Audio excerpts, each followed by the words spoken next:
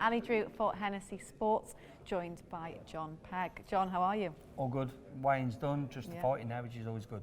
Yeah, everything went well, everyone made weight, everyone looked comfortable as well. You've got a lot of guys on the show. Just talk to me about how excited you are that there's going to be fans back at this show for all you guys. Do you know what? I'm excited for the fans. I'm excited that boxing's going to start to take a step forward. When you're in there, you kind of don't notice, but I'm excited that boxing's taking the right steps forward, and I'm just excited for the fans that they get to come back through because they've had a really long wait, so it's good. And just talking of your stable of fighters, so Shakan Pitters is making his comeback from that defeat. How good is he looking in the gym? Yeah, he's looking great. He's learned off it, and he really has learned off it, because what caused the defeat was something that his coach, Paul Coonahan, had already talked about a lot and tried to work on. So that was a bit annoying, but it really showed that Paul was right.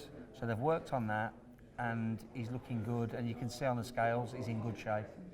And then Casey Benjamin is fighting. He's looking good. He's looking confident, and it's going to be an exciting fight. Yeah, well, you've got a real good puncher from Scotland who wants to fight. Casey's a box puncher, and he's got a lot of skills. And I think you're going to see the best of Casey. He's up at, the better that he goes against. Like when he fought Shaquille Day away from home, he boxed out of his skin. When he boxed Alex Fearon, again away from home, he stopped him. That was for the Midlands title. So Casey's one of them lads that the bigger the challenge, the better he fights. And this is a challenge, so I think we're going to see a really good performance from Casey. And obviously Sam Eggington headlining. Big fight for him, and he wants to progress to get that world title. He's got every other title. You know, he's former British. Yeah, he's won everything. Yeah, it's the world title for him next. Yeah. Well, you know, Sam, this opportunity came at middleweight. If the right fights come at middleweight, he was big enough, but he can still make light middle. That's why he's coming at 11-4, just to show that a couple of pounds and he's back at light middle, so, super welter. But no, he's really excited, and he's got a little bit of fear because the opponent's good. And Sam's at his best when he's got a little bit of nerves. When he believes the opponent could do something, he comes in at his best.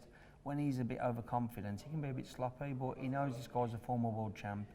And he's really up for it. He really wants to prove a point. He wants to, and the WBC Silver is the only belt he's ever fought for that he didn't win. So he wants to put that right tomorrow. So, you know, that's his motivation as well as everything else.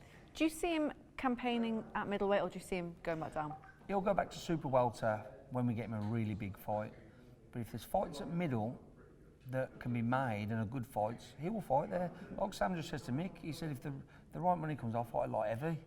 But you know, but super welter is where he has all the advantages in the right size. But there's a lot of fights at middle that he can take.